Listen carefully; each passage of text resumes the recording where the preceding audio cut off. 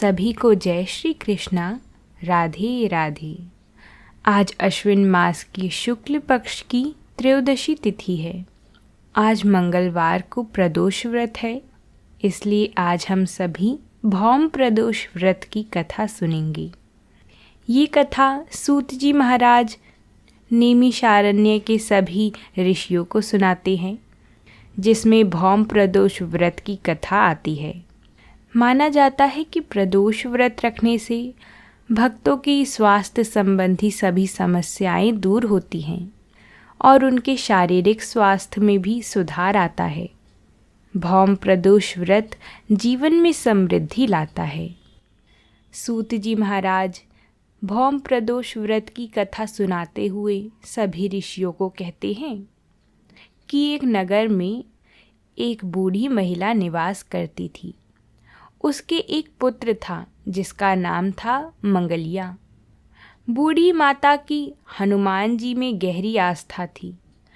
वो प्रत्येक मंगलवार को नियम पूर्वक व्रत रखकर हनुमान जी की आराधना करती थी। उस दिन वह ना तो घर लीपती थी और ना ही मिट्टी को खोदती थी, क्योंकि मिट्टी लीपने और मिट्टी को खोदते वक्त मिट्टी में कई ऐसे जीव होते हैं जो हमारे हाथों से जाने अनजाने मर जाते हैं। और अगर हम व्रत के दिन आंगन में मिट्टी लीपना या मिट्टी खोदते हैं तो हो सकता है कि किसी जीव को हमारे हाथों चोट पहुंच जाए और ऐसा होने से व्रत का फल नहीं मिल पाएगा। इसलिए बूढ़ी अम्मा जिस दिन व्रत रखती थी उस दिन मिट्टी से जुड़े कोई भी काम नहीं करती थी। बूढ़ी माता को व्रत करते हुए बहुत समय बीत गया था। जब बहुत समय तक भक्त का नियम बिना किसी विघ्न के पूरा होता रहता है, वो नियम पूर्वक ही व्रत करता है, तो स्वयं भगवान ही उनकी इस नियम की निष्ठा देखने के लिए परीक्षा लेने लगते हैं, जैसे इस कथा में हुआ।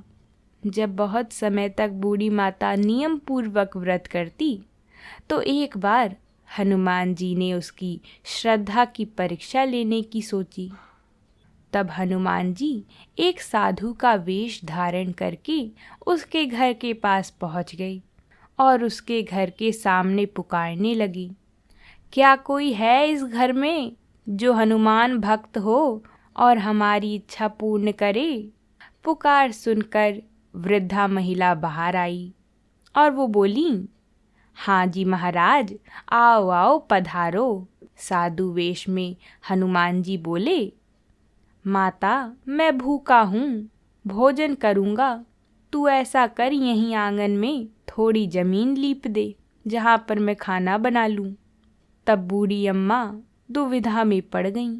फिर जब उन्हें कुछ समझ नहीं आया तो उन्होंने अंत में महाराज जी के सामने हाथ जोड़ लिए और बोली, महाराज, लीपने और मिट्टी खोदने के अलावा आप कोई दूसरी आज्ञा दे दें, क्योंकि आज मेरा उपवास है और मैं आज के दिन मिट्टी को खोदती और लीपती नहीं हूँ। आप कोई और आज्ञा करें, मैं अवश्य ही उसे पूरा करूँगी। बूढ़ी माता की ऐसी बात सुनकर साधु बने हनुमान जी मनी मन मुस्कुराने लगे। फिर साधु महात्मा ने 3 बार उससे पूछा कि मैं जो बोलूँगा वो अवश्य करेगी। बूढ़ी माता ने 3 बार कहा, हाँ महाराज हाँ, आप जो कहोगे सो करूँगी। तब साधु बने हनुमान जी ने बोला, ऐसा कर, तू अपने बेटे को बुला, मैं उसकी पीठ पर अब आग जलाकर भोजन बनाऊँगा। ये सुनकर तो बूढ़ी माता के पैरों तले जमीन खिसक गई, लेकिन बूढ़ी माता अब करती भी क्या। साधु महात्मा ने तो उन्हें पहले ही प्रतिज्ञा दिला दी थी। अब कोई और ना रास्ता जान के उन्होंने अपने इकलौते पुत्र को बुलाया, मंगलिया, ओ मंगलिया, बाहर तो आ। जब उसका पुत्र मंगलिया बाहर आया तो उन्होंने कहा, आजा, साधु महात्मा के सामने खड़ा हो जा। उनका बेटा आके खड़ा हो गया उनके सामने। बूढ़ी माता सोचने लगी कि साधु महात्मा ऐसे ही बोल रहे होंगे। वो बेटे को देखकर अपना विचार जरूर बदल देंगे। मगर साधु रूपी हनुमान जी ऐसे ही मानने वाले कहाँ थे। उन्होंने वृद्धा महिला के हाथों ही अपने बेटे मंगलिया को पेट के बल लिटवाया और उसकी पीठ पर आग जलवाई, ताकि बूढ़ी माता को पूरा विश्वास हो जाए। आग जलाकर दुखी मन से बूढ़ी माता अपने घर के अंदर चली गई। इधर भोजन बनाकर साधु महात्मा ने बूढ़ी माता को बुलाकर कहा, अब जरा अपने बेटे को तो बुला ले, ताकि वो भी आकर भोग लगा ले। इस पर बूढ़ी माता अपने बहते हुए आंसुओं को पोंछकर बोली, उसका नाम लेकर मुझे कष्ट न पहुँचाओ। लेकिन साधु महात्मा कहाँ मानने वाले थे। उन्होंने जबरदस्ती उस बूढ़ी माता को मजबूर कर दिया कि अपने बेटे को बुला। तब बूढ़ी माता ने अपने बेटे को उसके नाम से आवाज लगाई, मंगलिया, ओ मंगलिया। पुकारने की देर थी कि मंगलिया दौड़ दौड़ कर आ पहुंचा। अपने बेटे मंगलिया को जीवित देखकर बूढ़ी माता को बहुत ही खुशी मिली। वो साधु महात्मा के चरणों में गिर पड़ी और तभी हनुमान जी बने साधु महात्मा अपने वास्तविक रूप में प्रकट हो गए। हनुमान जी को अपने घर में देखकर बूढ़ी माता उनके चरणों में गिरकर अपने आंसुओं से उनके पैरों को धोने लगी। सूत जी आगे कहते हैं, ऋषि मुनियों, मंगल प्रदोष व्रत से शंकर और माता पार्वती इसी तरह भक्तों को अपने साक्षात दर्शन देकर कृतार्थ करते हैं।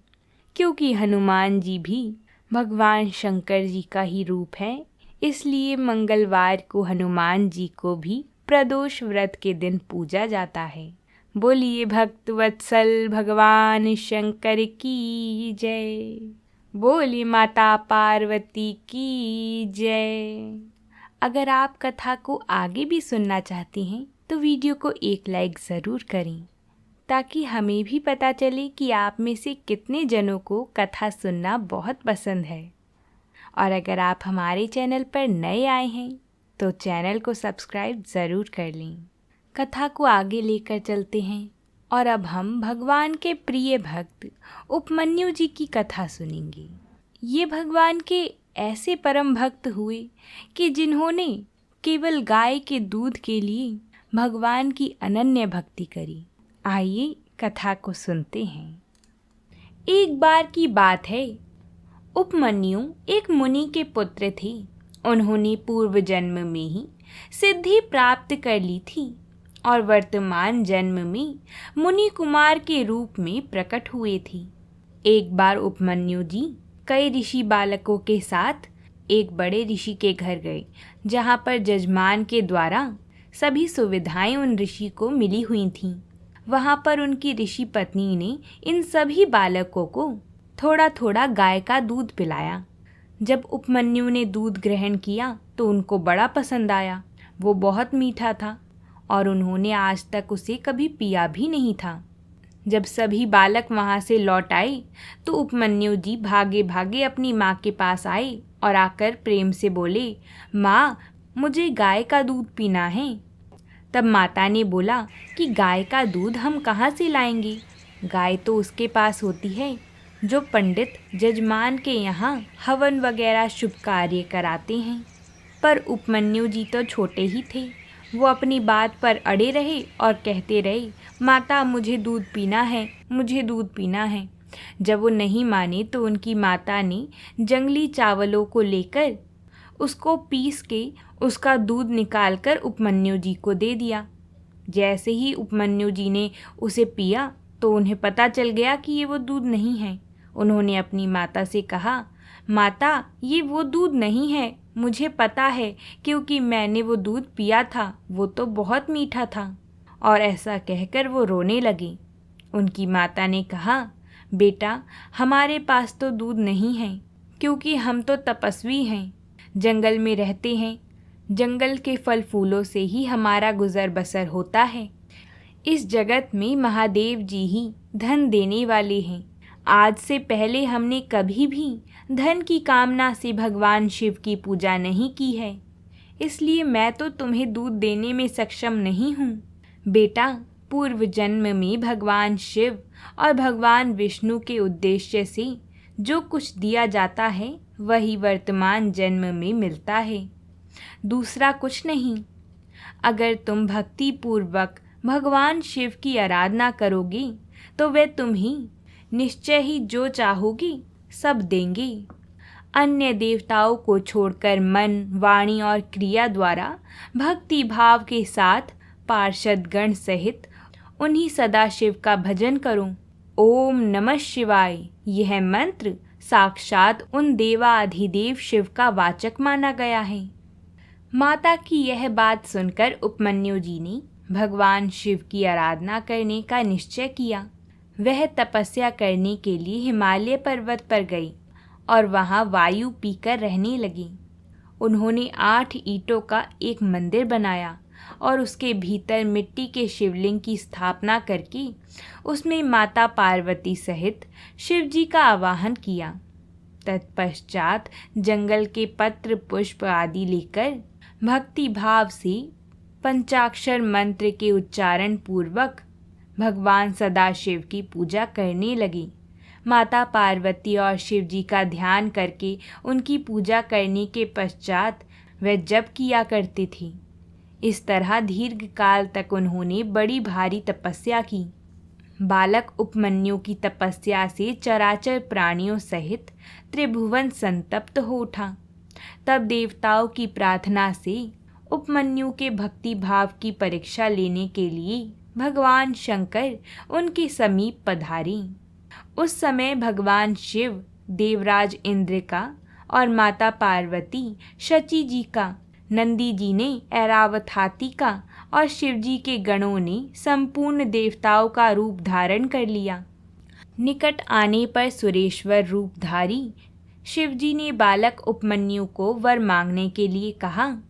तब उपमन्यु जी ने पहले तो शिव भक्ति मांगी, फिर अपने को जब इंद्र बताकर उन्होंने शिव जी की निंदा की, तब उस बालक ने भगवान शिव के अतिरिक्त दूसरे किसी से कुछ भी लेना अस्वीकार कर दिया।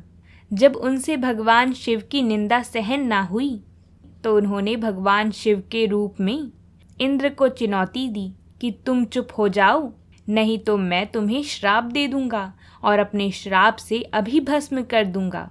लेकिन इंद्रदेव अगर स्वयं होते तो वो एक बार को डर भी जाते, लेकिन थे तो वो भगवान शिव ही। उन्होंने अपनी निंदा जारी रखी।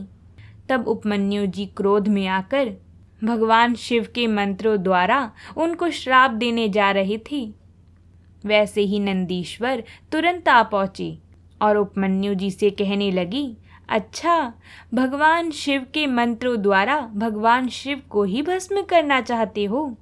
ऐसा सुनकर उपमन्यु जी वहीं खड़े रह गए। तब भगवान शिव ने अपना साक्षात दर्शन दिया और उन्हें शांत करा दिया।